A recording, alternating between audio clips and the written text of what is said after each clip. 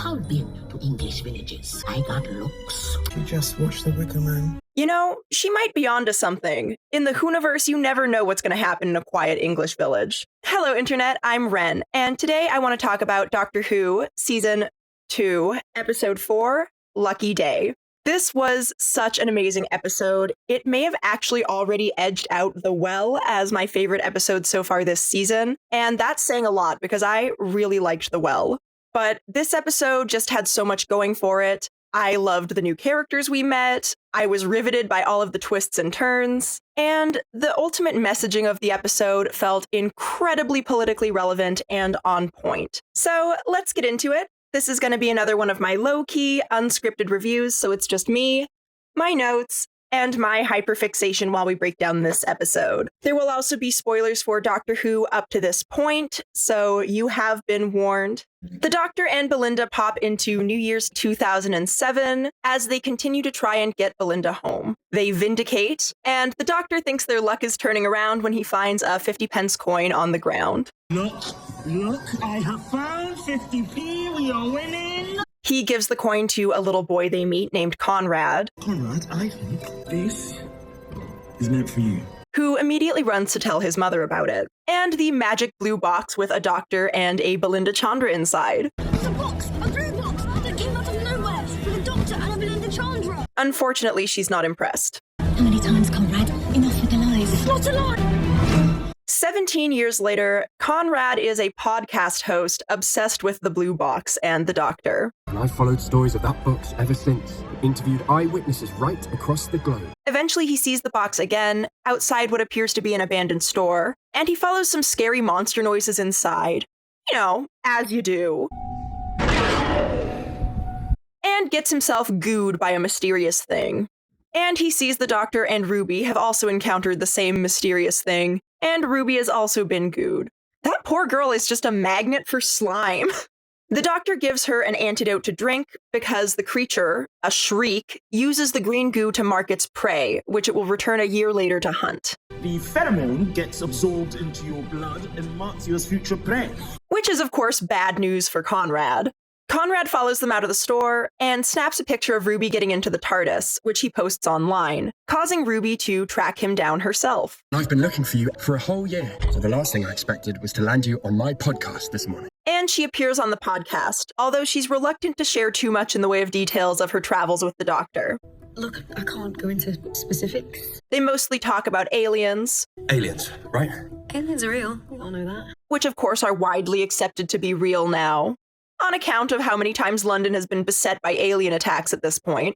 And they also talk about UNIT and the work that they do. The people at UNIT are amazing, doing good work, keeping us safe. Like the Doctor? And about some trolls online claiming that it's all a cover-up to hide what's really going on. Some trolls online say all this talk of monsters is just a cover story for something else. It's all very cute, and Conrad is adorable and bumbling. Yes, aliens. Oh, sorry.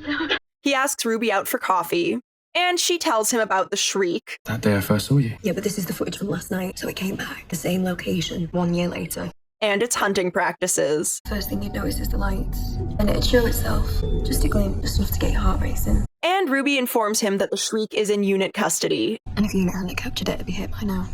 And gives him a dose of the antidote to take. Take the antidote club, Ed, because it'll make you sleepy. And he asks her out for dinner. On one condition, you let me buy you dinner. Where they talk about his dead mom. It was just me and my mum growing up. She died. And he hints at some insecurities regarding Ruby's relationship with the Doctor. Sorry, I'm not as cool as the Doctor. Was he your boyfriend? Which she's able to smooth over pretty quickly. No, God, no. If he was here, he'd be flirting with you. And we cut to a month later, and find out that Ruby and Conrad have continued to see each other. They're now on date number 5, and Conrad is taking her to his village to meet his friends. Ruby's family is excited for her. Why are you making such a fuss? We're just pleased. We think you need this. And also a little bit concerned, or at least Cherry is. I have been to English villages. I got looks. You just watched The Wicker Man. Ruby jokes about her crazy family, acting like she's never been in a relationship before. And Conrad asks if he's her boyfriend. Am I your boyfriend? Well, let's just see how this weekend goes. And gets extremely, adorably excited when she implies that he is. I'm your boyfriend. But Ruby's also nervous when she sees the lights at the station are flickering, and later when the lights at the pub also flicker. Oh, the generator's supposed to kick in. That's weird. She goes outside to investigate and doesn't find anything, and briefly calls Kate Lethbridge-Stewart over at Unit to double-check that the Shriek hasn't somehow escaped. Kate reassures Ruby that the Shriek is still in its cage. We've got the Shriek locked away, and if your friend took the antidote, he's fine. And that there are no readings in the area where she is. Okay, there's no faults showing. Must be a localized issue. So she goes back inside, but she's still troubled. And she confides in Conrad that she feels like she kind of has PTSD from her travels with the doctor. I think I'm in shock, like PTSD, because what happened last year was just not normal. Which makes sense, because while she did have an amazing time and see a lot of cool things and have a ton of fun, she also almost died a whole bunch. I mean, I fought gods, like actual gods. And literally watched the world end. And I watched the world turn to dust. And Conrad is really sweet and supportive. Every day it's like fight or flight, and I'm just waiting for something to go wrong. Nothing's going wrong. Unfortunately, the lights keep flickering and the Shriek show up, and Conrad reveals that he didn't take the antidote after all. Ruby, I didn't take the antidote. Because he wanted to be brave like the doctor. You have no idea what you've done. Everything he was, I can be. And this is sort of where I thought that Conrad might end up being kind of an Owen in Buffy the Vampire Slayer sort of character. The long and short of it is Owen was a very nice guy who went on a date with Buffy that ended up getting crashed by vampires. Killed my date. But he ended up enjoying the danger a little too much. Last night was incredible. I never thought nearly getting killed would make me feel so alive. And so Buffy had to end things to protect him from himself. When can we do something like that again? How about tonight? Tonight would be not a workable thing. Did I just say that? And so I thought maybe that was kind of the direction they were going to go, and that Conrad was going to have to learn an important lesson about how dangerous getting involved with all of this stuff is. And also maybe following instructions rather than doing silly Billy things with his ego that could get him killed. But that's not the direction that the story takes. Instead, when they realize that Conrad's friend Sparky is missing, Ruby goes out to look for him. And Conrad accompanies her because, of course, he's not going to let her face this danger alone. And he shows her his little 50-pence necklace and reminds her that they're a team now. We're a team, like you and the doctor. Ruby does everything she can to protect Conrad, the silly Billy. The Shriek begin to advance on them, and it turns out there's more than one of them. And just in the nick of time, Unit arrives with their team of soldiers, a helicopter and many vehicles, and everyone piles on out. And the Unit officers are perplexed because they see the Shriek, but they're not getting any of the readings that they should be getting. Quantum ghosting is at 0. None of this makes sense. Just give me that. And then as the creatures get closer, they take off their masks and reveal that they were Conrad's friends all along. How'd we do, boss? Nailed it. And that Conrad orchestrated this whole thing and was in on it all along. We're a think tank, exposing the lies perpetuated by Unit. By you. God damn it. I got absolutely bamboozled here. And Conrad, of course, makes his big speech about how this was all a ruse to expose Unit for basically deceiving the public with special effects and costumes to swindle them out of their tax dollars. The only monsters out here are Unit, lying to the public, spending our money. It's this whole big conspiracy that he has, and he has this huge network of people that have been following him and agree with him. And he has some incredibly cruel things to say to Ruby. I've had to listen to your stories for weeks now. It has been a chore getting to know you. Because he just has to twist the knife. And poor Ruby is just immediately devastated. I mean, she's in shock all over again. She's going to have just a whole different type of PTSD now. I mean, the trust issues alone, my heart was just aching for her in this scene. But his main target is Unit, and he insists that there are no Shriek, no Cybermen, no Sycorax. And unfortunately, his disinformation campaign works. The public are pissed. And it's to the point that Parliament is considering defunding Unit and taking an inventory of all their technology, which of course can't be allowed to happen since their technology could destroy the world. Imagine what happens when a dictator gets access to a time window or transduction drive. And we see Conrad is milking it, because despite being briefly arrested by Unit, he's now on TV. That's how they suppress us, with fear. Meanwhile, they're working against us. And poor Ruby. She has to get relocated to Unit for safety reasons, along with her family. And there are protests in the street. People are losing it. Back at Unit headquarters, they've done some digging on Conrad and find that he has an extensive history as a grifter, a vast network of followers, a whole lot of wealth from his various grifting activities. Meanwhile, he's raking it in. 80,000 paid subscribers, he owns 3 properties, and of course, he's a tax dodger. And that his mom is alive and well. His mum practically ignored him until the day she died. His mother's not dead. It's also notable that he applied to Unit and even got an interview with Kate. 8 years ago, Conrad applied to work here. Kate even interviewed him. I do almost wonder if, before getting rejected for the interview with Unit, he sincerely did want to be a part of it. Because the fact that he held on to that little 50-pence necklace for so long... He gave me this. I've kept it all these years. And wears it every day, seemingly, makes it feel like he really cared about it. And I can see how it turned into a symbol for his disinformation campaign, but I find it very doubtful that it started out that way.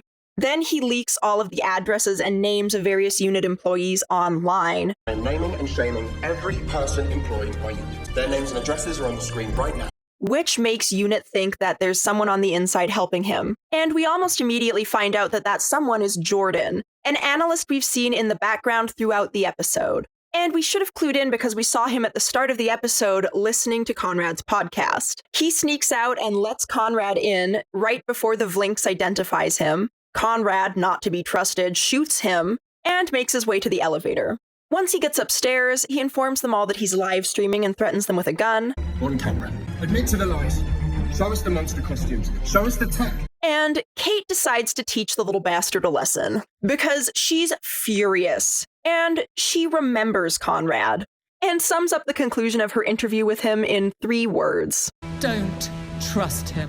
And Conrad makes the mistake of insulting Kate's father, Brigadier Lethbridge Stewart. Come on, Commander-in-Chief. Admit. Or are you a coward, like your father was? And he's going to regret that almost immediately. You should be very careful what you say about my father. Because it really pushes Kate over the edge. And there's this bit I love where Conrad makes this remark about the doctor not being there. Where is the doctor and his box of tricks? Oh, you're so lucky he's not here. And Kate says that she's glad he isn't there because... You would have stopped me. And she decides to see how committed to his lies he is. From what? I'm showing you and your followers what we're protecting them from. By releasing the Shriek. She also takes over his social media and makes sure that it continues streaming so that people can see what's actually happening. So the Shriek begins hunting Conrad. And Kate's enjoying it maybe a little too much. It can feel your heartbeat. Smell the blood in your veins. But so am I. So, as it gets closer to him, he becomes less confident and begins to get noticeably scared. He finally admits he lied and begs them to stop the thing. And Ruby tases it. But then immediately he tries to go back on it. These two special effects are improving. Unfortunately for him, the Shriek says no take-backsies. And we cut to black. When we come back, Ruby realizes that she needs some time away to process all of the things that she went through with the doctor. Everything I've seen, the good and the bad, I just need some time to get my head around it. And Kate thinks it's a good idea, and she's really sweet and supportive. And when you're ready, if you're ready to talk, you call me. And I do love this little remark here. You've already got 2 mums, what do you collect them? Because if anyone needs a bunch of moms, it's Ruby. Unit's public image has been successfully rehabilitated, so their funding will not be cut. I stand with Unit is a hashtag, so is Hot Taser Lady. And Conrad is seething in prison, where he receives a visit from the doctor, who brings him inside the TARDIS and confronts him for betraying Ruby Sunday. Are you here to save my soul? You betrayed my friend. Although Conrad shoots back You've had plenty of friends. and asks the doctor if he's met Belinda Chandra yet. Have you met Belinda Chandra yet? Who? But that's not important, because the doctor gives us an incredible speech where he tears Conrad apart for spreading all of these lies and disinformation. Cowards like you, weaponizing lies, taking people's fear and making it currency. It is beautiful to watch. It is so cathartic. Are exhausting. But the thing is, I have energy to burn and all the time in the universe. And it feels so particularly applicable to just how things are right now in the world around us, where people lie intentionally and for personal gain, knowing the damage and destruction it will do. And so that was really satisfying to watch. The only thing that makes me sad about it is that the people who need to hear it most are probably not going to watch this episode. And he tells Conrad exactly how his sad little life is going to end. The world carries on, the world gets better. You aren't even a footnote, just ashes on the wind. But even after all that, Conrad's not interested in reality and asks to be returned to prison. I don't accept your reality, so put me back in my prison. And the doctor obliges. And that would be the end of it. Except a mysterious benefactor arrives to release Conrad. And it's Mrs. Flood, who introduces herself as Governor. And it's your lucky day. And I am absolutely convinced she's a Time Lord at this point. This episode was absolutely amazing. And listen, I gotta take an L here because I completely fell for the Conrad bamboozle. I mean, I posted this publicly. Goes to show you don't make posts like this before finishing the episode. Because boy, howdy was I wrong. I don't want this man protected. I want the monster to finish the job. Jonah Hauer-King was fantastic in this role. The way he flipped on a dime from loving and wholesome My team, like you and the doctor. to evil bastard was incredible. Nailed it. It was definitely Hans from Frozen energy, and I loved it. Oh, Anna. If only there was someone out there who loved you. No notes. The annoying thing is, a lot of people who paid more attention than me clocked Conrad as suspicious immediately, but I was so caught up in how sympathetic he was with his mean mom and his excitement over the doctor that I just thought he was a little quirky, just a fun little guy. But all the clues were there, and on rewatch it's so obvious. How many times, Conrad? Enough with the lies. But I was completely taken in. I fell for it hook, line, and sinker. And honestly, I'm kind of glad because that made the reveal so much more fun. Like, I just got the socks knocked off me, the rug pulled out from under me. I was shocked. And I think the commentary on disinformation we get in this episode is really necessary and important right now. As I said, due to our current socio-political climate, I think it's a good time to remind people that disinformation does real harm and real damage. You stamp on the truth, choke our bandwidth, and shred our patience. And it's very, very hard to put that genie back into the bottle once it's out. But there was just so much about it that was executed so well. I loved the grift. I loved the delusional doubling down, even when confronted with irrefutable evidence that you are wrong. I don't accept your reality. And as a chronically online person who's encountered a lot of these grifter types, it was just perfectly executed. I am intrigued and delighted by the reveal of Mrs. Flood as an entity known as the Governor. Who are you? Oh, I'm the governor. That sounds like a Time Lord name to me. So I am convinced that she's a Time Lord, and of course that she's going to use Conrad in whatever plot she has to destroy the world. And I am entirely convinced that she is evil and plotting at this point. I can't wait till we get more about Mrs. Flood, and I really hope we get the full reveal by the end of this season and they don't drag it out too much. Not just because of the show's uncertain future, but I don't want it to get so built up that it'll feel like no matter what the reveal is, it's underwhelming. So I feel like now is kind of the time to start building towards a conclusory answer for us. But I always have a good time coming up with theories. Another thing I really loved about this episode was the portrayal of Ruby's PTSD. I really liked that it seemed to take a long time for her to really accept and understand that that's actually what's happening and what she's going through. Oh, I've just been stuck in limbo, waiting for the doctor, the end of the world. And I think it was portrayed really well in terms of communicating the constant feeling of fight or flight and how heavy that is to carry around with you. Maybe with everything you've been through, you're on alert all the time. And how it kind of becomes omnipresent in your life in a way that gets in the way of you doing things that you enjoy. And so Ruby realizing she has that problem and that she needs to do something about it, I think was a really nice step in her journey. And I hope that we maybe see her pop into the companion support group at some point, because the need for that group definitely makes a lot of sense, especially with the context of this episode. I mean, imagine seeing all the things these companions see and then having to go back to normal life, you know, doing your job, paying your taxes, walking around in the world, knowing everything that you know. It's got to be so lonely. And that's also what really breaks my heart about the thing with Conrad, because while I'm sure Ruby will find love again, in this moment, she thought she had found someone she could actually talk to about all this stuff, who would understand and listen and believe her. When I was a kid, meeting him's what got me into strange tech. UFOs. And it turns out, no, she didn't. And she's alone again. And I'm just really sad. But I love Dr. Light episodes. I love Millie Gibson. And the way she carried this episode on her back, oh my gosh, she's wonderful. I really do hope we still get to see more of her. I want like an Adventures of Ruby Sunday spinoff where we just get a bunch of solo Ruby adventures, but I would settle for a solo Ruby adventure every season. And finally, I really love what they did with Kate Lethbridge-Stewart in this episode. I love how they took her character in sort of a darker direction where she walked right up to the line and maybe squidged a toe or two across it. Please stop it! You told us it's not real. Kate, do something.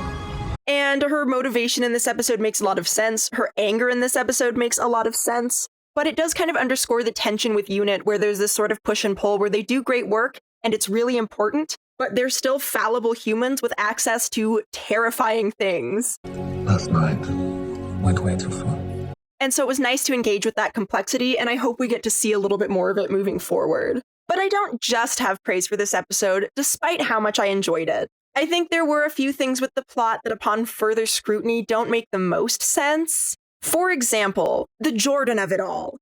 Jordan working for UNIT, seeing these phenomena and this technology every single day, being aware of the doctor, being aware of all of that classified information, and still choosing to help Conrad expose UNIT as lying about all of this stuff doesn't make any sense. He knows they're telling the truth. He sees it literally every day. It's his job. And when he's in the field, he's one of the ones who remarks on the absence of readings for the Shriek. Quantum ghosting's at zero. None of this makes sense. So he's clearly involved in the nitty-gritty day-to-day. And it's just a baffling decision on his part. And I guess I can see it as maybe some kind of commentary on how even really smart people who should know better can get taken in by grifters like this. But with his literal job, it makes no sense. It's very strange. Honestly, it doesn't even make sense for Conrad either, since he literally watched the TARDIS appear and disappear. And he met the Doctor and then saw him again 17 years later, looking exactly the same age. But he is so deep in denial that it doesn't even matter. I do love the wibbly-wobbly, timey-wiminess of it all, though. And the plot with the fake Shriek doesn't really make that much sense either, with regards to proving that UNIT is lying, because all that happened here was they did this alien hoax.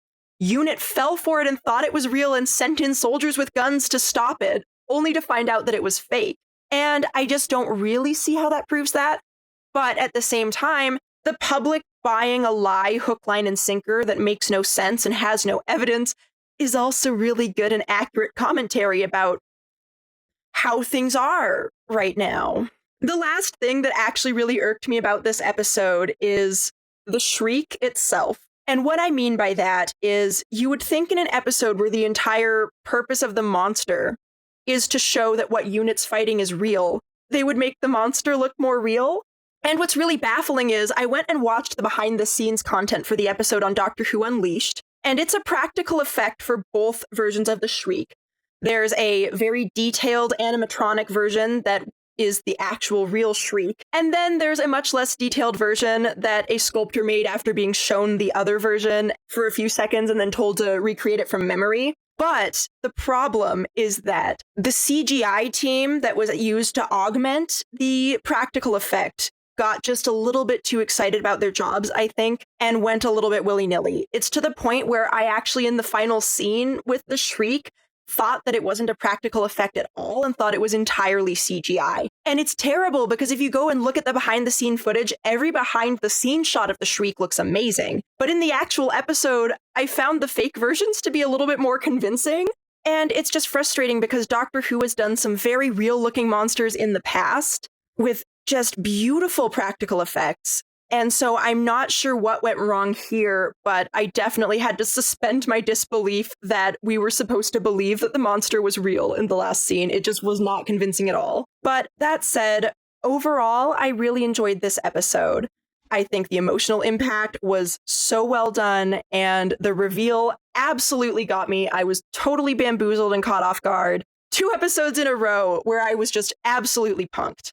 So far, this season of Doctor Who has honestly been one of the best. I don't think any of these episodes so far has really been a miss, and I'm just having so much fun. I'm so glad it's back, and I will be so sad when we're back to waiting for more episodes. If Disney cancels it, I will be furious because I need more Doctor Who in my life now more than ever. But that's all I have for you for now.